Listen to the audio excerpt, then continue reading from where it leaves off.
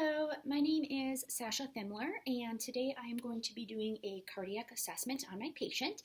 So first of all, I'm going to walk in, I'm going to wash my hands, I'm going to go ahead and introduce myself, and I'm going to identify the patient, ask for their last name and date of birth, and then I'm going to explain to the patient that we're going to be doing a cardiac assessment, and I'm going to be asking some questions as well as assessing the precordium, which is the chest area. So for this demonstration purpose, I have a male here, and we're just going to kind of go through some areas that I would be assessing and kind of going through each step there. So what I want to do here is, before we even begin assessing the patient and listening and all that type of stuff, I want to know a little bit of history on the patient. So I would first of all be asking the patient right now, are they having any symptoms? Are they experiencing shortness of breath? Are they having palpitations? Any chest pain that might be going on? I would also ask the patient about their family history. Do they have any dysrhythmias or AFib? Is there any history of hypertension, any heart failure, stroke, any cardiovascular issues that may have happened previously in his family history? I would also want to know, have you had any previous cardiac surgeries, any heart surgeries? Do you have any history of hypertension yourself? All those kind of things are important to get to know. I also want to know a little bit about his lifestyle and any risk factors that he may have.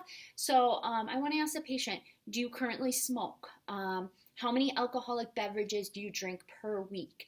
You want to ask about diet. A lot of people have different ideas of a good or healthy diet. So you may ask them, what do you eat on a regular daily basis?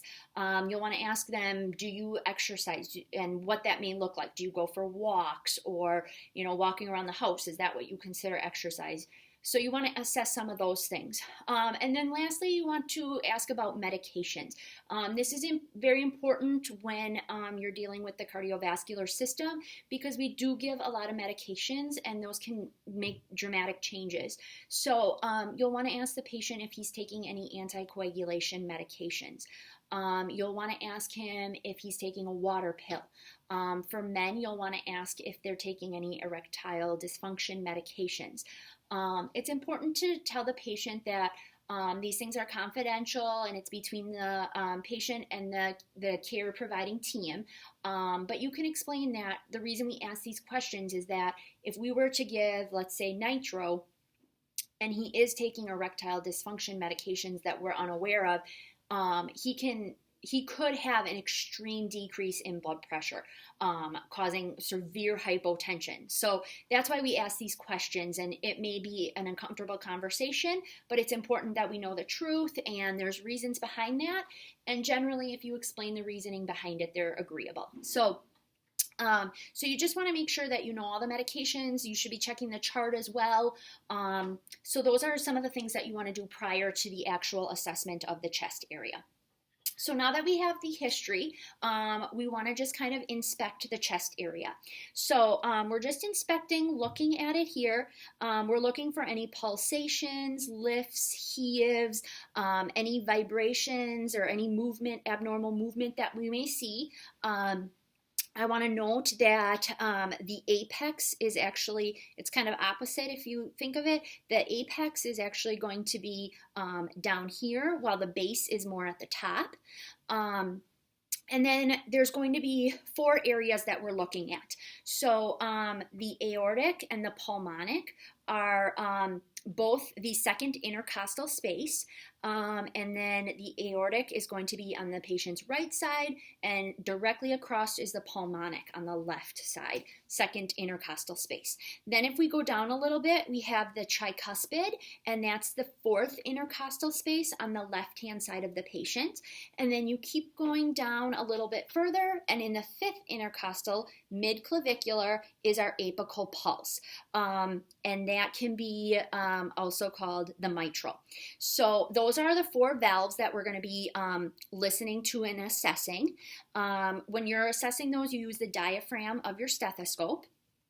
So we're just inspecting right now. And then next we would palpate. So we're just palpating. If we feel anything abnormal, you may feel like a vibration that would be abnormal. So you're just kind of gently palpating the chest area. I don't see any abnormalities here. So next you would want to go ahead and osculate. So I'm going to take my stethoscope here. I'm going to go ahead and grab an alcohol wipe. And I just want to make sure that I have this clean. All right. Okay, so then at this point I have my stethoscope on. And I'd be listening.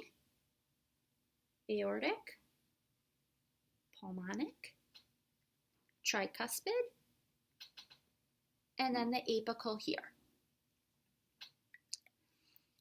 So at this point, then I can also osculate the apical pulse as well as the radial pulse.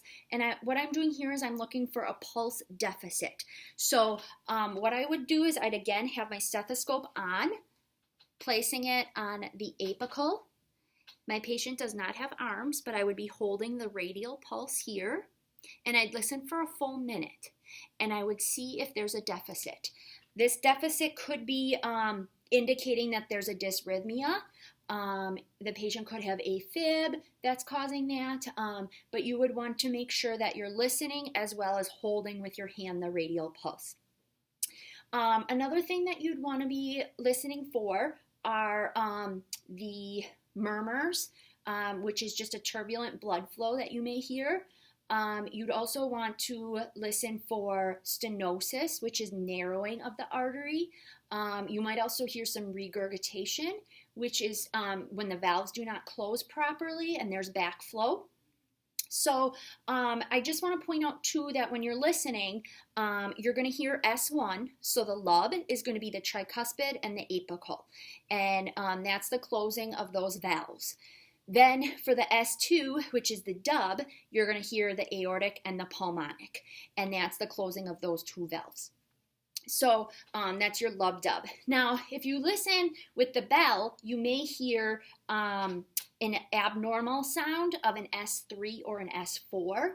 The S3 can be heard directly after the S2, and that could be normal if it's an athlete, or the S4 can also be benign as well. But S4 could indicate like heart failure or stenosis. S4 would be heard directly before the S1. So you'd want to be listening for these because those would be considered abnormal findings. So now that we've gone through and inspected, palpated, we osculated, we looked for a pulse deficit, you want to observe the skin. What's the color? Is it cool? Is it clammy? You can assess the patient's capillary refill. You also want to be assessing the patient's legs.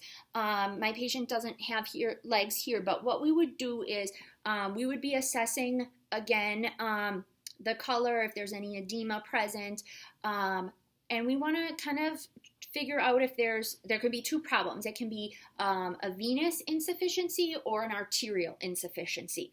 So for arterial insufficiency, you're going to see more dry skin. It's probably going to be cold, very shiny, with probably not much or no hair. And you can also see intermittent claudication.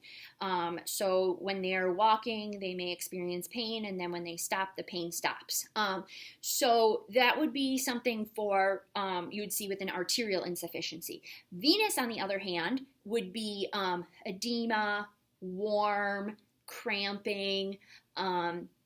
These patients, you would want to actually elevate their legs, and you would see also that it's much more superficial. So they might have varicose veins or something more like that for a venous problem. And then also, when we're doing a cardiac assessment, we want to be checking, if ordered, for orthostatic blood pressure. So that is something that you want to check. We're looking for a drop in the blood pressure and an increase in the heart rate. That would be considered abnormal. And we want to see if when the patient changes positions, if they have a large drop in blood pressure. Do they have hypertension when they stand up? Now, some patients may experience extreme dizziness or weak legs. They may feel like they're going to fall over. So you always want to make sure that when you're doing orthostatic hypotension or orthostatic blood pressures, that you're standing right by your patient, that you keep them safe at all times. So for demonstration purposes, I'm not going to actually lay the bed down, but you would have your patient lay supine for 5 minutes. So you want them laying flat. At 5 minutes, once it's been 5 minutes, you can go ahead and take their blood pressure and you listen to the apical pulse. Okay, so you're going to want to note those. Then you're going to stand up your patient right by the side. You want to stay right by your patient. And at 1 minute, you're going to, again, take their blood pressure and their apical pulse. Then again, at the 3-minute mark, you are going to go ahead, check their blood pressure again, and check the apical pulse. So you're looking for a drop systolically, 20, diastolic, 10, and then if you have an increase of an apical pulse of 20, that is considered significant. So you want to make sure that you're documenting those properly and always keeping your patient safe. So overall, that's pretty much the cardiac assessment. Of course, anything that you do, you want to document your findings. You want to make sure that, you cover up your patient when you're completed, but overall it consists of inspecting, palpating, osculating, and then you want to always make sure that you have a good history. You get to know your patient a little bit. You want to gain that trust between them so that they trust you. And then you want to make sure, to document any abnormal findings that you have. So at that point, I'm going to wash my hands. I'd go and document, and that completes my assessment.